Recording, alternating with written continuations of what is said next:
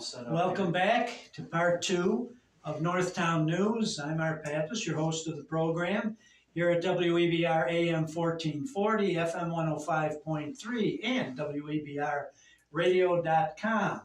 And for our second guest, with me is Justin Higner, creator of the Maritime Artworks, which will be celebrating its 30th anniversary in 2024, the year we're about to start.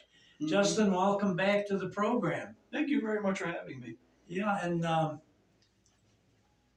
you have been on the program before, and we want to make sure that today's information is given out to everybody because this is fascinating. Right now, the radio audience cannot see exactly what I'm looking at with one of these model ships that you built. Unbelievable. But just to get us started, you still are a historian, right, in the town of Wheatfield? Yes, indeed. I just sent in my letter of interest to the officials at Town Hall, and so I am hopeful, that I will be reappointed and continue to do my work for the residents of the town in all sorts of different activities, including research and house exploration and other different forms of scholarship that I hope will add to the benefit of the overall history of the town in the future. Well, I'm sure you won't have any problem with that. Being reappointed, you're a very interesting person. And how did you, we're talking about this Maritime Artworks. How did you become interested in this type of art? Well, there was a 4-hour-long two-part special on the RMS Titanic back in 1994. It was supremely done. It was aired on Arts and Entertainment Channel, and it excited two things that have basically powered the passion of my life. That is art and history. And starting with just the interiors and the decorations and the lives of the people on board, all the builders, the crew people, passengers, and the world in which he comes from. And then it blossomed out from there into many other different aspects of both history and art, that time period. And then it really took off to the point where I wanted to make these interiors. I wanted to make the grand staircase, right, that we're all familiar with from the pictures and the movies. And so I made that off the backside of a dollhouse, my sister's dollhouse. I flipped down the back, and I built the grand staircase of the Titanic as I understood it off the back of it. And it was fairly convincing. I mean, I drew crayon on the back wall of the honor and glory crowning time, the piece of carving on the landing of the staircase behind it. And there's straw and there's cardboard and other things making it up. And we had various little figures from McDonald's. They got on the Happy Meals, and they're all about the same size, like Barbies or whatever. And so they would walk around, and that actually became, their height is actually still the standard height of each deck of the ships that are built today. Wow. That's how the scale was made, was to make sure they could have enough headroom to go around inside. And you picked up on this all from the Titanic, and your interest in the Titanic. And the Edmund Fitzgerald and many others at the same time and afterward. The Titanic, that's really intrigued people for many, many years. You've heard about it over the years. You hear about it now. There's just something about that sinking of that ship on its maiden voyage that, I don't know, it just grabbed everybody's interest. And it just goes on. Why do you suppose that is? I think it is such a layer cake of history and experience. I think it is a tale as old as time, fleshed out and happening at a period when there was so much invention, so much forward thinking about the future in a sense, a lot of optimism, but also a certain amount of arrogance, of course, and we see the results of some of that.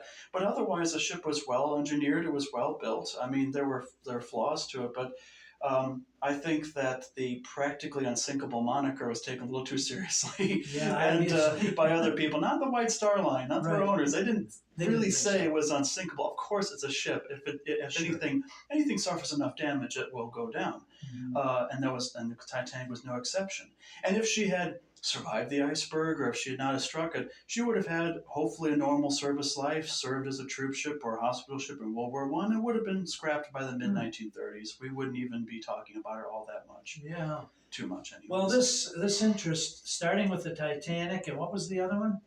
The Olympic before The then, Olympic. and the Britannic after her, Okay. which were all built well. Harland and Wolff, those shipbuilders like the ones in Scotland and so forth, and in Germany and France, they were great crafters of ships. The Italians as well, and Norwegians and Netherlands, and the Americans, of course. We remember our own shipbuilders and the merchant marines here too. And when I got into ships, I realized, of course, that there's a separate something called the merchant marine of every country, and I got into those as well. And nowadays, I'd like to talk on their behalf a little bit through my work. Sure. And so you've been involved with this hobby now for 25 years. 30 years. 30 years. 30 years, yeah. 30 years. As of next year. Wow. That is some hobby, because I'm looking in front of me at a model you've built, and of course the radio audience can't see this. We can describe it a little bit. What ship is this? Having its own microphone, literally, right in front of it. 3 microphones here anyway, so I decided to give one to her. That is the, what does it say on the side there? Castle Line cruiser? Yeah, I have built so many of them, I can't. That one is of the many. Ceramic. Sorry, Ceramic. there we go. Oh yeah, I see. That's the ceramic. The ceramic. And that is a passenger sculpture model, and it's part of a class of 3 for that particular line. And it's got 2 main decks. One is mostly devoted to passengers, and it's got its own private veranda cabins and so forth. But there's a wine bar in the very front. They're very deco. In fact, I call my style of decorations Terra Deco. It exemplifies organic architecture, but with a style and an Art Deco, Art Nouveau sort of feel to it that is meant to evoke its own impressions. And so these interiors actually have other people's artworks displayed on the insides that I attribute to them, and therefore the ships themselves become galleries within the art galleries in which they're typically displayed these days. And there's a lot of pride in that in particular, because a lot of these people are my friends and colleagues, and I like to be able to compliment them, especially our local artists, but also artists from around the world, depending on the theme that each ship is meant to represent. There's also an upper deck on that ship, too, that's got tables made of masking tape roll cores that were covered over and decorated. The floors with carpets and the lights and the chandeliers and the plants on the corners and so forth. Yeah, I see you've got all that detail made into the models, and it's, since the radio audience obviously can't see this, they're just going by a little bit of our description.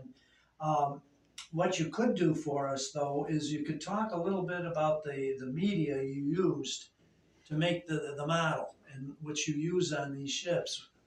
Right. Well, most of the ships that I've ever built, whether they're smaller or larger, I mean, they can be as small as 2 or 3 or 4 feet long and about 2 feet wide, and my biggest ones are as long as 15 feet long. They come in 4 sections, the cargo ones anyways, and the largest in the collection, by the way, is the Leviathan, and she dates actually back to 1999 originally, and it's been refitted and reconditioned over the years, but it still maintains the original intent of a late 20s, early 1930s ocean liner turned cruise ship.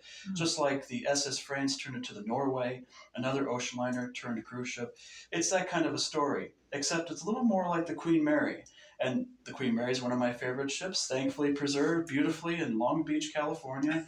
And right now, because the Leviathan it's been reconditioned. It was reconditioned as a floating hotel, museum, and convention center. Now, when she was built in 1999, it was made of all cardboard. It had a cardboard hull, multiple layers of decks. It was actually made of cardboard from Sam's Club in Niagara Falls, the first one, way back when. It was some of the first cardboard that separated different levels of layers of product on the pallets. And all that. I actually took those out, and that's what I continue to do. I bring those home sometimes, and the cardboard from Sam's Club makes up Leviathan, actually. And so that's amazing. But when you go into a store, you're mentioning one of the stores. and you see something. How I don't know what makes you decide to use something from there to make these ships, these model ships. You're talking about cardboard. You're talking about things that people would ordinarily throw away or And yeah, recycle. and it became something that was easy to do, and rather gradually going to wood or metal or some other thing, I decided there's a meaning here. There's an added meaning here. I mean, the autist in me, of course, wants to say, "Oh, but there really is," and that is the throwaway culture we have in this country and other parts of the world. Why bother doing that when we can build more out of it? We can not only recycle, but what else can we do with these Wow. objects? It may not be art necessarily, but what else can we do? We have plastic bumpers in parking lots made from recycled tires. That's a great example right there of taking Sure. waste and making something else from it. My art these days is meant to represent, among other things, um, the necessity to take found objects and make them into something else. And it's a green message. I think it's an environmental message. There's so much plastic in the ocean. Why is the largest floating object, in a sense, that we've ever made as a species, the massive plastic waste island floating around the Pacific? Why is that Well, that's a something, good question. That's a good question. And you hit something a minute ago when you mentioned the throwaway society, throwaway culture, Hmm. um, because we do throw away and waste an awful lot of materials of all kinds. Hmm. It's just really it's mind-boggling when you hear some of the statistics and Hmm. when they come out with information on that.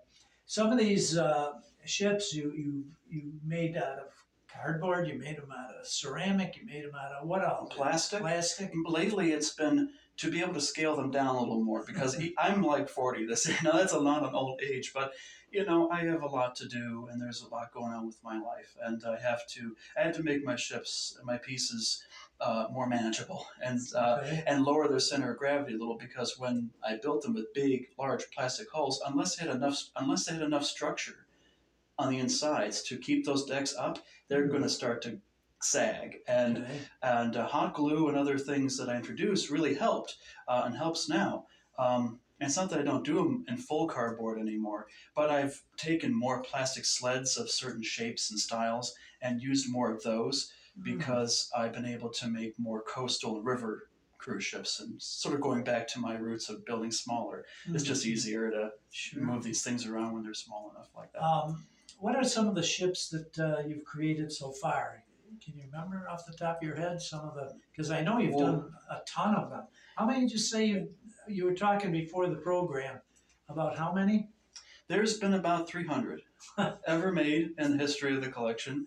In Three fact, hundred. just over 300. Uh-huh. A lot of the stats include research vessels, cargo ships, bulk cargo. I've even built rigid airships. Now they're not maritime, but I Oh, was influenced by the Hindenburg and the Graf Zeppelin especially, so I made my own versions of those. Not that's a slightly different topic, but sure. it's made of the same principles. Boy, when some topic grabs you, though, Yeah. it really takes you in, doesn't it? It takes me in wholeheartedly. Yeah. Absolutely. All And this I've got other interests too. Like, oh boy, all this from the Titanic, and then Yeah. you talk about the Hindenburg, which is up in the air instead of in the water. And absolutely. And you know what? People call, Hindenburg the Titanic of the sky. So I don't really care for that kind of term. Titanic is Titanic. Hindenburg is Hindenburg. They're totally different Okay. things like anything else. But imagine going, into your cabin and dining room and all that in the air and not going like a jet, but going just slow enough to be able to see the dolphins leaping up and out of the water and just going over them and just the right speed to appreciate the Wow. vastness of the ocean like that from an airship. It's unbelievable. It was all too brief when ships like the Hindenburg Sure. sailed. Sure. Well, Um, we're going to take a short break, and we'll be right back.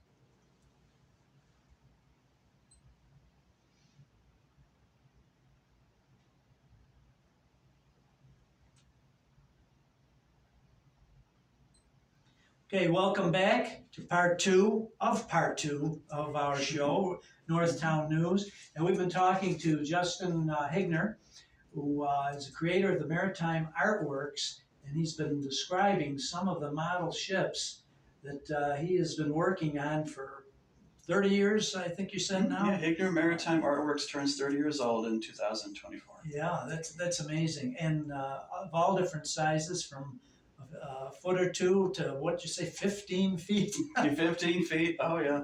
It's Yeah. some of the information, the pictures, and some of the things that I've been shown are absolutely amazing. I've never seen a hobby like this, and I've never seen the different types of media that these things are made out of like this. Um, what do you do to accompany these artworks?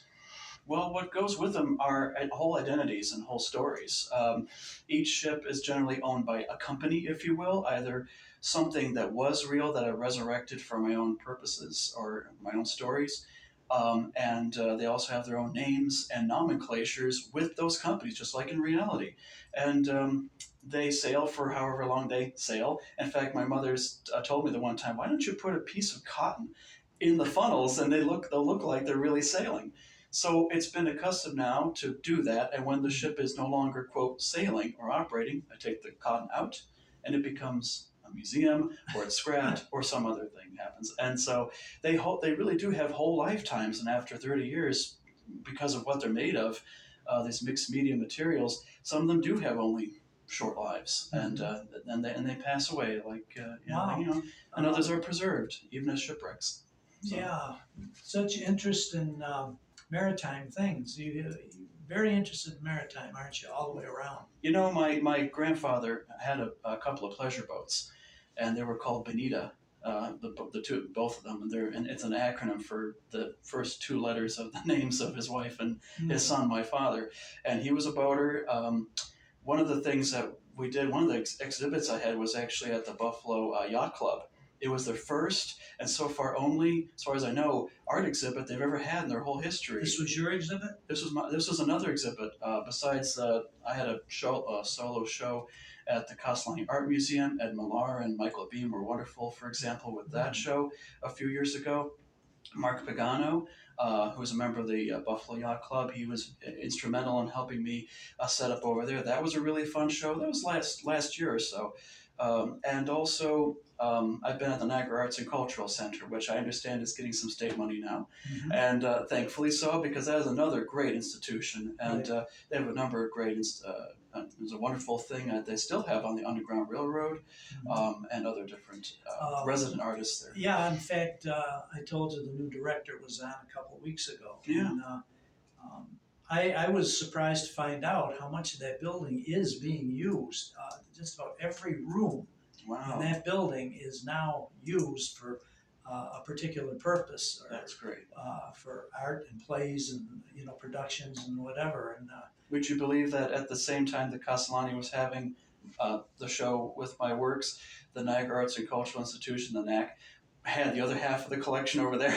Practically. Right? Both shows are going on at the exact same time. I couldn't be more excited. I mean, wow. Now, when was that? 2018 through 2019. Oh, okay. 2019, by the way, was when Leviathan, the ship I mentioned before, turned 20 years old itself. Wow. Which was incredible considering her size and everything else. And the legacy of that one particular piece in the collection is huge. Yeah, She's been in many places. Leviathan, I'm trying to think. I remember reading a lot about that at the time. What happened to that? Well, my Leviathan has been in many shows and appearances, so she's got a real legendary status. And it is all my ships are dedicated solemnly. Okay. In many cases to real people and real events out there and real cultures, of course, I wanted to highlight. One ship is called the Majestic 2 in the collection, and that was dedicated to Ukraine as it was happening. Really? And just so happened that the identity colors on the outside happened to match the Ukrainian flag.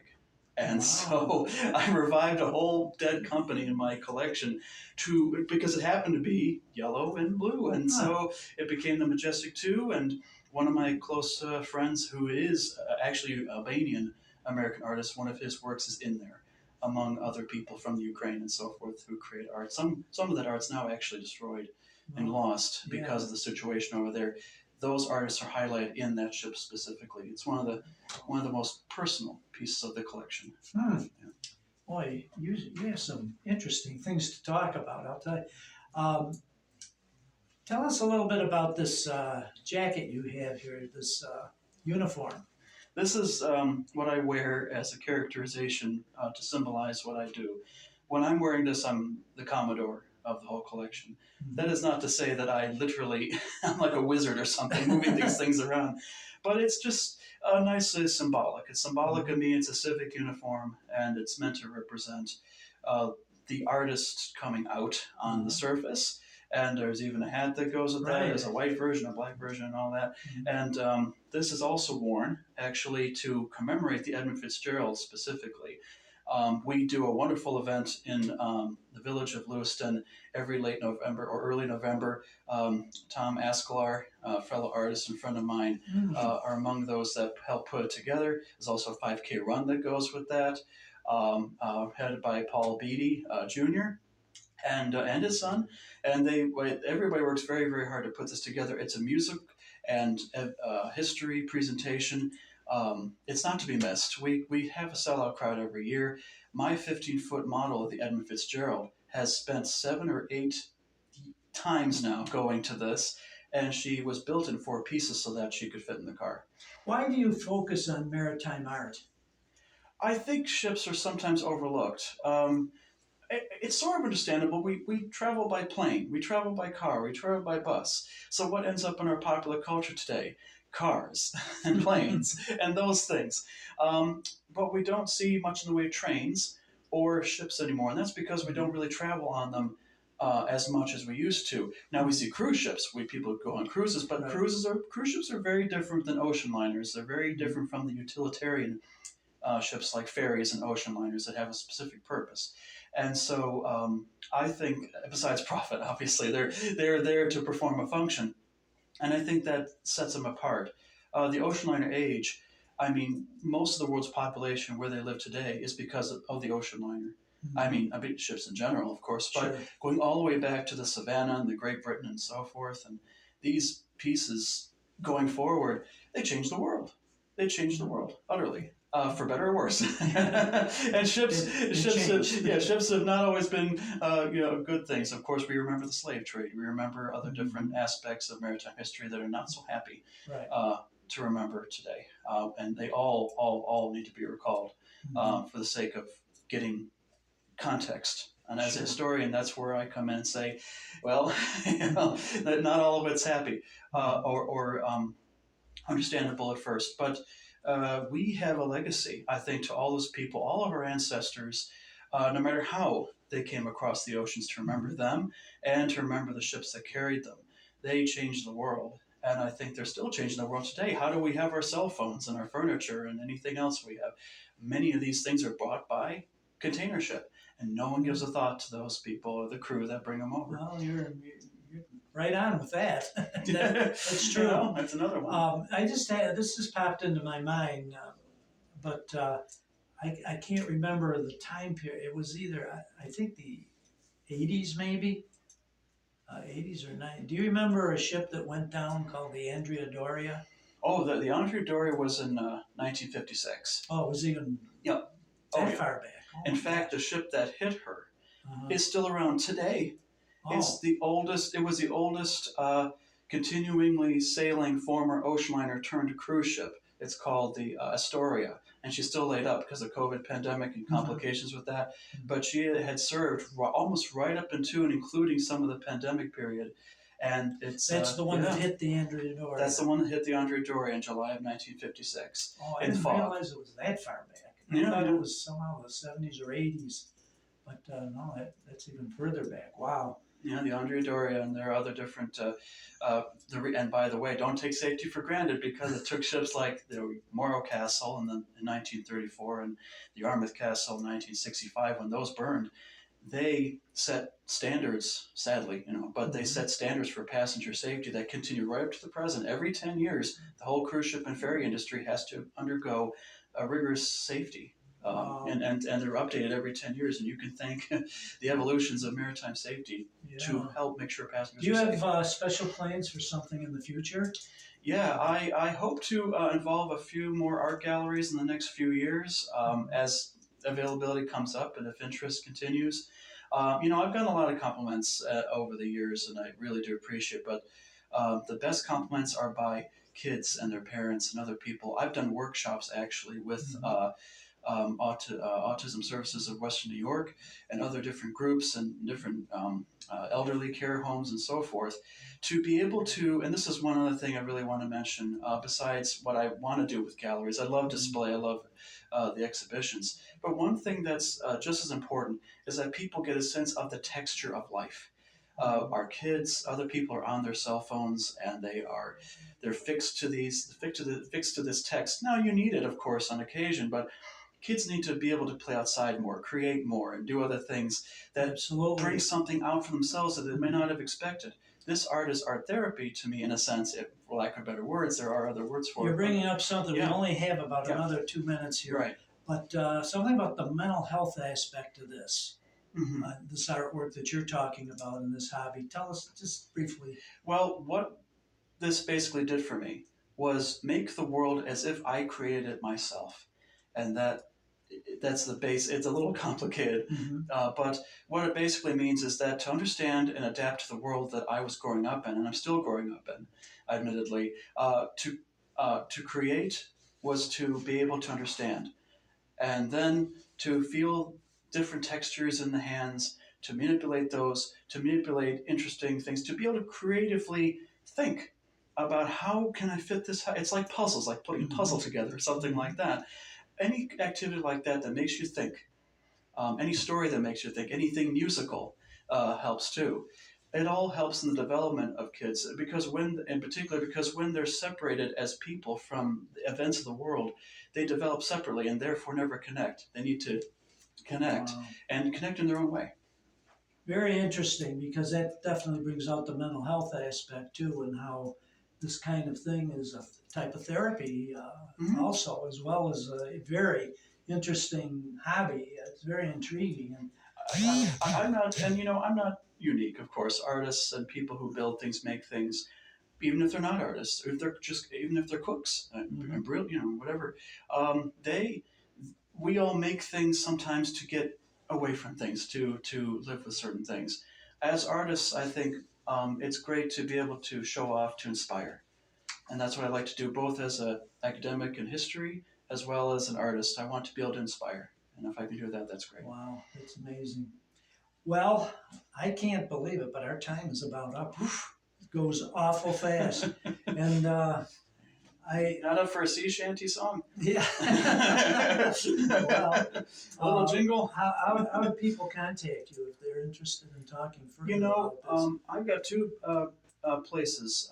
You can go to my email, which is at jmhigner@google.com. There's also Facebook, actually, which is got a group page called Higner Maritime Artworks from 1994 to the present. I don't really have a website. The domain thing is screwing up right now. But you can always reach me at that on Facebook. And I also have videos on my ships on YouTube. So there are videos and photographs of my ships on Facebook. That group page, again, Higner Maritime Artworks from 1994 to the present. And YouTube itself, under my name, Justin J.M. Higner, and you can find a number of videos there, all kinds of videos on history and art and so forth. All right, Justin, thank you so much for being with us again here on our show, Northtown News. I'd like to thank my guests for tonight, Carolyn Moore from the new Lockport Hospital, and Justin Higner of the Maritime Artworks, and also historian for the town of Wheatfield. And anyone interested in becoming a sponsor for this show should contact Jackie Rance at 716-553-4679. If you'd like to be a guest presenting a program, contact me, Art Pappas, at apap, that's A-P-A-P-P, 1971 at yahoo.com. And time is gone, so we just like to thank you for being with us on Northtown News here at WEBR AM 1440 FM 105.3 and WEBR radio.com. And we hope that you'll tune again next Thursday at 6 p.m. for another edition of Northtown News. Thank you, everyone, and good night for now.